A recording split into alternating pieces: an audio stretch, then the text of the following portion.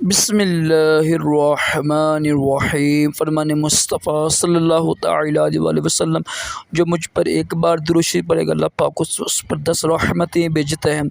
सल्लु अलल हबीब सल्लल्लाहु। मुस्लिम शरीफ की हदीस पाक है, ये नमाज के अहकाम में है कि वज़ू करते वक्त बिस्मिल्लाह शरीफ पढ़ना सुन्नत मुबारक राशिद अतारीफ ख्वाबों की तबीर लेकर पेश खिदमत है। और आप देख रहे हैं शार तबीर। एक ख्वाब की तबीर सुनेंगे, होते हैं जाल, होते हैं ना फंदा, ये पता है जाल बनाती है ना मच्छियों को पकड़ने के लिए, परिंदों को पकड़ने के लिए। अगर ख्वाब में देखें ना कोई बंदा कि उसने जाल देखा है तो ये अच्छी तबीर है। ये तो ना रिज़्क़ में बरकत, माल में बरकत होगी, मकसद पूरा होगा। क्योंकि जाल हम बनाते हैं ना मछली पकड़ने के लिए, तो ये रिज़्क़ में बरकत होती है ना। तो इसकी तबीर ये है कि इंशाल्लाह रिज़्क़ और माल में बरकत होगी। जो उसकी तमन्ना है ना, जो उसका मकसद है, जायज़ है, वो पूरा होगा।